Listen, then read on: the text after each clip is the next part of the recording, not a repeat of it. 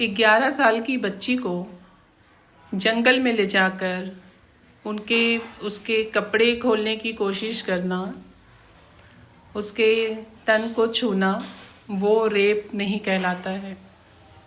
ये high court Allahabad का कहना है। छत्तीसगढ़ हाई कोर्ट के जज का ये कहना है कि महिला के योनि में इजैकुलेट करना रेप नहीं है। आप लोग समझ रहे हैं कितनी बड़ी बात है।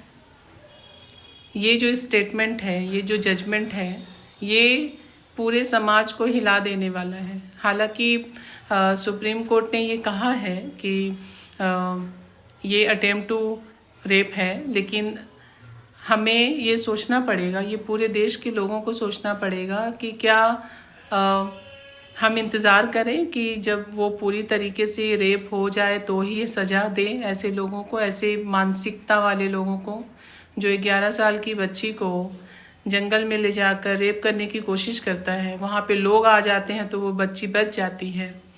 तो इसको माना ही नहीं जा रहा है रेप है। ये है हमारे देश के हाई कोर्ट का जजमेंट। बहुत बुरा हाल है। हम सबको ये सोचने की ज़रूरत है कि कल हमारी बच्चियों के साथ अगर ऐसा कुछ होता है तो उनको न्याय नहीं मिलेगा, क्योंकि हाई कोर्ट के इस तरीके के जो डिसीजंस आ रहे हैं महिलाओं के ऊपर, ये बहुत ही भयावह है।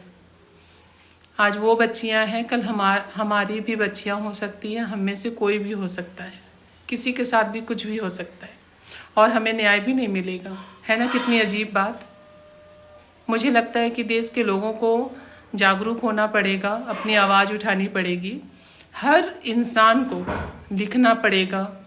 ये सब जो चीज़ें हो रही हैं इनके विरुद्ध बोलना होगा। बोल नहीं सकते हैं तो खड़े होना पड़ेगा, साथ रहना पड़ेगा, क्योंकि हम सब की बच्चियों की भविष्य खतरे में है, उनकी ज़िंदगी खतरे में है, उनकी इज्जत खतरे में है। इस तरीके के स्टेटमेंट अगर जजेस की तरफ से आएंगे तो सोचिए कि हमारे देश की स्थिति कितनी खराब हो गई है और आगे आने वाले समय में स्थिति कितनी ज़्यादा खराब होगी। अगर हम उसको झेलने के लिए तैयार हैं तो आप सब चुपचाप रहिए, और अगर आपको लगता है कल ये हमारे साथ भी हो सकता है और ये गलत है तो इसका विरोध करिए, क्योंकि आज जनता हमारे देश की ये गलत चीज़ों की, गलत नीतियों की विरोध नहीं कर रही है। इसीलिए लोग मनमानी तरीके से अपना काम कर रहे हैं, अपराध कर रहे हैं और इस तरीके के जजमेंट आ रहे हैं। एकता बनाए रखिए, अपनी आवाज़ उठाइए, वरना हम सब की ज़िंदगी, हम सब के आने वाले पीढ़ियों, बच्चियों की ज़िंदगी पूरी तरीके से बर्बाद हो जाएगी और हम देखते ही रह जाएंगे, कुछ नहीं कर पाएंगे। आगे आपको सोचना है कि आप लोगों को करना क्या है, क्योंकि देश की स्थिति बहुत ज़्यादा ख़राब है। इस तरीके के जजमेंट आना, एजुकेशन सिस्टम ख़राब होना, स्वास्थ्य हमारा हॉस्पिटल्स की कमी और वहाँ पे डॉक्टर्स की कमी और हमारे हेल्थ पे अनदेखा करना, देश की स्थिति सच में बहुत बुरी है।